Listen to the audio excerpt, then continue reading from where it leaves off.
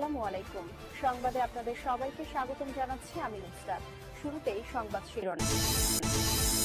বাংলাদেশের সর্বশেষ গুরুত্বপূর্ণ আপডেট সংবাদে আপনাকে স্বাগত। শুরুতেই সংবাদ শিরোনাম, পরে বিস্তারিত। প্রথমেই জানাবো আমাদের হাতে থাকা সর্বশেষ গুরুত্বপূর্ণ সবথেকে তাজা আপডেট সংবাদ। শেখ হাসিনা ভারতে পালিয়ে যাবার পর 5 আগস্ট নিয়ে রাষ্ট্রপতি অনেক কিছুই চেপে গিয়েছেন বললেন জামাতের আমির। দৈনিক কালের কণ্ঠে প্রকাশিত রাষ্ট্রপতির সাম্প্রতিক সাক্ষাৎকার ঘিরে সামাজিক যোগাযোগ মাধ্যমে আলোচনা সমালোচনা চলছে এ বিষয়ে মন্তব্য করেছে জামাতের আমির ডাক্তার শফিকুর রহমান। আজ নিজের ভেরিফাইড ফেসবুক অ্যাকাউন্টে দেয়া এক পোস্টে জামাত ইসলামের আমির রাষ্ট্রপতির বক্তব্য নিয়ে প্রশ্ন তুলেছেন। তিনি বলেন, শেখ হাসিনা নাকি তার কাছে পদত্যাগপত্র জমা দিয়ে পালিয়েছে। এখন তিনি আবার সেসব বিষয় নিয়ে সারা দেশ জুড়ে একটি তুলকালাম কাণ্ড গড়ে তুলেছিল। ব্যাপারটি নিয়ে অবশ্যই তাকে স্পষ্ট করতে হবে। এরপর জানাবো, সোহরাওয়ার্দী উদ্যানে শিক্ষার্থীকে মারধর, 4 পুলিশ সদস্য প্রত্যাহার। রাজধানীর সোহরাওয়ার্দী উদ্যানে অভিযান চালিয়ে ঢাকা বিশ্ববিদ্যালয়ের শিক্ষার্থী ও দায়িত্বরত সাংবাদিকদের মারধরের ঘটনায় পুলিশের 4 সদস্যকে ক্লোজ করা হয়েছে। আজ বিষয়টি নিশ্চিত করেছে Dhaka metropolitan police DMP Ramna বিভাগের উপপুলিশ কমিশনার ডিসি মোহাম্মদ মাসুদ আলম। এদিকে সদ্যবিদায়ী চিফ প্রসিকিউটর তাজুল ইসলামকে জড়িয়ে মিথ্যাচারের প্রতিবাদে বিবৃতি। আন্তর্জাতিক অপরাধ ট্রাইব্যুনালে সদ্য বিদায়ী চিফ প্রসিকিউটর তাজুল ইসলামের বিরুদ্ধে দুর্নীতি এবং অনিয়মের অভিযোগ তুলেছে প্রসিকিউশনের আরেক সদস্য বি.এম. সুলতান মাহমুদ। আজ তার বরাত দিয়ে সংবাদ প্রচার করা হলে কিছু গণমাধ্যম বিষয়টি সামনে আসে। উক্ত অভিযোগের প্রতিবাদে বিবৃতি দিয়েছেন তাজুল ইসলাম। তাজুল ইসলাম বলেন, পৃথিবীর এমন কোনো শক্তি নেই যে আমার নামে তারা মিথ্যা অপবাদ দিবে। এটি আমি প্রমাণ করে দেব। তারা চাইলে কোনো প্রমাণ নিয়ে আমাকে দুর্নীতি সাব্যস্ত করুক, এই আত্মবিশ্বাস আমার রয়েছে। জানাবো, মাদক কারবারির কামড়ে পুলিশের এসআই আহত। ঝালকাঠির কাঠালিয়ায় মাদক বিরোধী অভিযান পরিচালনাকালে এক মাদক কারবারির কামড়ে আহত হয়েছে পুলিশের উপপরিদর্শক রতন কৃষ্ণ হাওলাদার। এ সময় 8 পিস ইয়াবাসহ অভিযুক্ত সুজনকে আটক করেছে পুলিশের সদস্যরা। এবং সর্বশেষ জানাবো, প্রধানমন্ত্রীর নির্দেশে অপহরণের 1 ঘণ্টার মধ্যে স্কুল ছাত্র উদ্ধার। রাজধানীতে অপহরণের শিকার হওয়া এক স্কুল ছাত্রকে প্রধানমন্ত্রী তারেক রহমানের নির্দেশে মাত্র 1 ঘণ্টার ব্যবধানে উদ্ধার করেছে পুলিশের সদস্যরা। এই ঘটনার পর এখন পরিস্থিতি থমথমে অবস্থা বিরাজ করছে। অনেকেই বলাবলি করছেন যে তাহলে অপহরণকারীদের এই ব্যাপারটি নিয়ে প্রধানমন্ত্রী যেহেতু নির্দেশনায় দিলেন, তাহলে অপরাধীকে আইনের আওতায় নিয়ে আসার জন্য তার কঠোর নির্দেশনা দেওয়া উচিত ছিল। প্রিয় দর্শক, এতক্ষণ শুনছিলেন সংবাদ শিরোনাম, এবারে বিস্তারিত। তবে তার আগে বন্ধুরা অনুরোধ থাকবে, এই সংবাদটিতে একটি লাইক দিন। এই চ্যানেলে আপনি নতুন হয়ে থাকলে আমাদের সংবাদটি দেখতে দেখতে চ্যানেলটি সাবস্ক্রাইব করে রাখুন। কমেন্ট করে বন্ধুরা আপনার মূল্যবান মতামত জানিয়ে দিন আপনি বিশ্বের কোন দেশ থেকে বা বাংলাদেশের কোন স্থান থেকে আমাদের সংবাদটি দেখছেন এবং শুনছেন। আর বন্ধুরা, সংবাদটি আপনার সোশ্যাল মিডিয়া ফেসবুকে শেয়ার করে বন্ধুদেরও দেখার সুযোগ করে দিন। গাজা যুদ্ধে আপনি যদি নিরীহ ফিলিস্তিনিদের ভালোবেসে থাকেন, কমেন্টে ইয়েস লিখে পুরো বিশ্বকে আমাদের এই সংবাদটি দেখার সুযোগ করে দিন। এবারে বিস্তারিত। 5 আগস্ট নিয়ে রাষ্ট্রপতি অনেক কিছুই চেপে গিয়েছে বা মিথ্যা বলেছে বললেন জামাতের আমির। দৈনিক কালের কণ্ঠে প্রকাশিত রাষ্ট্রপতির সাম্প্রতিক সাক্ষাৎকার ঘিরে সামাজিক যোগাযোগ মাধ্যমে আলোচনা সমালোচনা চলছে বিষয়ে মন্তব্য করেছেন বাংলাদেশ জামাতের আমির ডাক্তার শফিকুর রহমান। আজ নিজের ভেরিফাইড ফেসবুক অ্যাকাউন্টে দেয়া পোস্টে জামাত ইসলামের আমির রাষ্ট্রপতির এই বক্তব্য নিয়ে প্রশ্ন তুলেন। পোস্টে তিনি উল্লেখ করেছেন, 5 আগস্ট 2024-এর বিষয়ে রাষ্ট্রপতি অনেক কিছুই মিথ্যা বলেছেন। পতিত পলাতক প্রধানমন্ত্রী পদত্যাগের বিষয়ে উনি উপস্থিত নেতৃত্ববৃন্দকে যা বলেছিলেন এবং পরবর্তীতে জাতিকে যা বলেছিলেন তার বর্তমান বক্তব্য তিনি তা অস্বীকার করেছেন। তার এখন যা বক্তব্যে তিনি বলছেন সেদিন তার কিছুই তিনি বলেননি। তিনি আরও বলেছেন, কোটি কোটি মানুষ যা শুনল এবং সেদিন তিনি যা বললেন আর এখন যা বলছেন তা পুরোপুরি মিথ্যা। সেটি মিলিয়ে দেখবেন। রাষ্ট্রপতি মিলিয়ে দেবেন কি? তিনি আরও বলেন, জাতি অবুঝ নয়, রাষ্ট্রের সর্বোচ্চ জায়গা থেকে এরকম আচরণ গ্রহণযোগ্য নয়। তিনি সম্পূর্ণরূপে মিথ্যা কথা বলেছেন। তার মতো রাষ্ট্রপতির মতো এমন একটি জায়গায় থেকে এই ধরনের আচরণ আসলে কোনোভাবেই গ্রহণযোগ্য হতে পারে না। তিনি রাষ্ট্রপতি হিসেবে দায়িত্ব গ্রহণ করলেও তিনি দেশের জনগণের ম্যান্ডেট বুঝতে পারেননি। তিনি নিজের স্বার্থ হাসিল করার জন্যই সবসময় কাজ করেছেন। জনগণ বিভিন্ন সময় তার পদত্যাগ সহ যেসব দাবি দাওয়া নিয়ে মাঠে নেমে এসেছে রাষ্ট্রপতি মূলত তিনি সব সময় বাংলাদেশের জনগণকে একরকম থ্রেটের মধ্যে রাখার চেষ্টা করেছেন।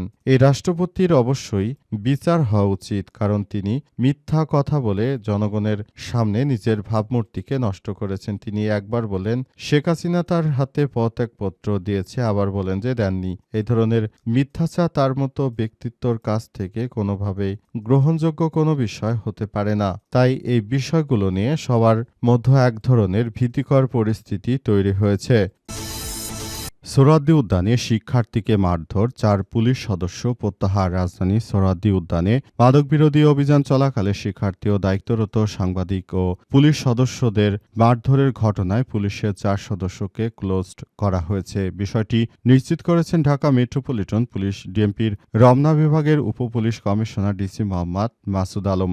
ডিসি মাসুদ আলম জানিয়েছেন সোমবার 23শে ফেব্রুয়ারি রাতে এই ঘটনায় জড়িত 4 পুলিশ সদস্যকে ক্লোজড করা হয়েছে। তাদের বিরুদ্ধে বিভাগীয় ব্যবস্থা গ্রহণ করা হবে। এই ঘটনায় আরও 2 থেকে 3 জনকে শনাক্তের চেষ্টা চলছে। তাদের বিরুদ্ধে প্রয়োজনীয় ব্যবস্থা গ্রহণ করা হবে। পুলিশ সূত্র থেকে জানা গেছে রাতে সোহরাওয়ার্দী উদ্যান এলাকায় রমনা বিভাগের ডিসি মাসুদ আলমের নেতৃত্বে মাদক বিরোধী অভিযান চালানো হয় এবং সেই অভিযানের ওই জায়গা থেকে মূলত ঢাকা বিশ্ববিদ্যালয়ের শিক্ষার্থীদের সঙ্গে বাক বিতণ্ডায় জড়ায় পুলিশের সদস্যরা এবং অবশেষে পুলিশ সদস্যদের সঙ্গে এই বাক বিতণ্ডায় জড়িয়ে পড়ে এবং নানাভাবে এই পুলিশ সদস্যদের সঙ্গে একরকম মারমুখী পরিবেশ সৃষ্টি হয়। অবশেষে আজ শিক্ষার্থীরা ঢাকা বিশ্ববিদ্যালয়ের শিক্ষার্থীরা তারা শাহবাগে থানা ঘেরাও করার পরই ওই পুলিশ সদস্যদের ক্লোজড করা হয়েছে বলে জানা গেছে। বর্তমানে এই ঘটনার পর পরিস্থিতি থমথমে অবস্থা বিরাজ করছে। ঢাকা বিশ্ববিদ্যালয়ের শিক্ষার্থীরা যেভাবেই কর্মকাণ্ডে জড়িত হোক না কেন, পুলিশ সদস্যরা যদি বেশি বাড়াবাড়ি করে তাহলে সেক্ষেত্রে অবশ্যই আরও বড় ধরনের সমস্যা সৃষ্টি হতে পারে, এমনটাই মনে করা হচ্ছে।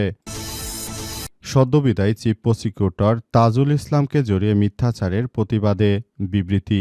আন্তর্জাতিক অপরাধ ট্রাইব্যুনালে সদ্যবিদায়ী চিফ প্রসিকিউটর তাজুল ইসলামের বিরুদ্ধে দুর্নীতি ও অনিয়মের অভিযোগ তুলেছে প্রসিকিউশনের আরেক সদস্য বিএম সুলতান মাহমুদ। গতকাল তার বরাত দিয়ে সংবাদ প্রচারের পর কিছু গণমাধ্যম উক্ত অভিযোগের প্রতিবাদে বিবৃতি দেওয়া হয়েছে। আজ তাজুল ইসলাম স্বাক্ষরিত এক বিবৃতি গণমাধ্যমে পাঠানো হয়েছে। সেখানে তাজুল ইসলাম জানিয়েছেন যে আমার প্রসিকিউশন পৃথিবীর কোনো টাকা পয়সা দিয়ে কেনা যাবে না। এই প্রসিকিউশন হয়েছে সত্য ও ন্যায়ের পক্ষে। কেউ যদি আমার এই প্রসিকিউশনকে দোষী সাব্যস্ত করার চেষ্টা করে তাহলে অবশ্যই তাদেরকে যথাযথভাবে আমাদের বিরুদ্ধে আইনগত ব্যবস্থা গ্রহণের জন্য সব প্রমাণ রেডি করতে হবে। তিনি বলেন আমি কাউকে ভয় পাই না, আমি এই তথ্য প্রমাণের উপর ভিত্তি করে আমি সবকিছু করতে চাই। তাজুল ইসলাম আরও জানিয়েছেন যে সবাইকে নিয়ে আমরা সুন্দরভাবে এই পরিস্থিতির মধ্য দিয়ে যেতে চাই। কেউ যদি মনে করে যে আমাকে নিয়ে এই ধরনের মিথ্যাচার ও ষড়যন্ত্র করা হচ্ছে, এই ষড়যন্ত্রগুলো কোনোভাবেই মেনে নেওয়া হবে না। তাজুল ইসলাম আরও জানিয়েছেন যে সবাইকে নিয়ে সুন্দর বাংলাদেশ, সুন্দর একটি প্রাতিষ্ঠানিক বাংলাদেশ গড়ে তুলতে হবে। এজন্য তারা আমাকে সেখান থেকে সরিয়ে দিতেই পারে, সেটি তাদের ব্যক্তিগত ব্যাপার, কিন্তু সেখানে আমার নীতি নৈতিকতা নিয়ে যদি কেউ প্রশ্ন করে তাহলে সেগুলো প্রমাণ সাপেক্ষে বলতে হবে। তিনি বলেন পৃথিবীর কোনো টাকা পয়সা দিয়ে আমাকে কেনা যাবে না, আমি নিজেকে এমনভাবে তৈরি করেছি। কেউ যদি মনে করে যে আমাকে সেখানে রেখে তারপর তারা তাদের কার্যক্রম চালিয়ে যাবে তাহলে এ বিষয়টি আসলে কোনোভাবে গ্রহণযোগ্য হতে পারে না। আমি এসবের বিরুদ্ধে অ্যাকশনে যেতে চাই বলে জানিয়েছেন তাজুল ইসলাম। মাদক কারবারির কামড়ে পুলিশের এসআই আহত। ঝালকাঠির কাঠালিয়ায় এক মাদকবিরোধী অভিযান পরিচালনা করার সময় মাদক কারবারির কামড়ে আহত হয়েছেন পুলিশের উপপরিদর্শক এসআই রতন কৃষ্ণ হাওলাদার। এ সময় 8 পিস ইয়াবাসহ অভিযুক্ত সুজনকে আটক করেছে পুলিশ। আজ দুপুরে গোয়েন্দা সংবাদের ভিত্তিতে থানা পুলিশের একটি অভিযানিক দল এই অভিযানে যায় এবং অভিযানে গিয়ে তারা সেখানে মূলত বিষয়গুলো দেখতে পারে। তবে শেষ পর্যন্ত সেখানে থেকে মূলত আবারও নতুন করে অস্থিরতা তৈরি করতে চাচ্ছে মাদক কারবারিরা। মাদক কারবারিদেরকে আটক করা হবে এবং এই প্রক্রিয়াটি অত্যন্ত সুশৃঙ্খলভাবে সবকিছু করার জন্য সবাইকে নিয়ে এখন থেকেই কাজ করতে হবে বলে জানিয়েছে পুলিশের সদস্যরা। তারা বলছে, যারা এই ধরনের অপরাধ সাম্রাজ্যের সঙ্গে জড়িত তাদেরকে কোনোভাবেই ছাড় দেওয়া হবে না। কেউ যদি মনে করে যে আমাদের সঙ্গে এই কাজটি করে তারা রক্ষা পাবে, কিন্তু প্রকৃতপক্ষে এই কাজটি আসলে করতে দেয়া হবে না বলে বলা হচ্ছে। তবে মূল বিষয়গুলো একটি সৌন্দর্যভাবে করার জন্য পুলিশের সদস্যরা সেখানে গিয়েছিলেন, কিন্তু তাদের উপর এই অনাকাঙ্ক্ষিত আক্রমণের ঘটনায় পুলিশের সদস্যরাও বিষয়টি নিয়ে খুবই দুঃখ প্রকাশ করেছে। পুলিশের সদস্যরা জানিয়েছে যে তাদের সঙ্গে এই ধরনের কার্যক্রমগুলো চালানো ঠিক হয়নি। পুরো ব্যাপারটি নিয়ে পুলিশের সদস্যরা ইতিমধ্যে এসব বিষয়গুলো নিয়ে কাজ করার চেষ্টা করছে।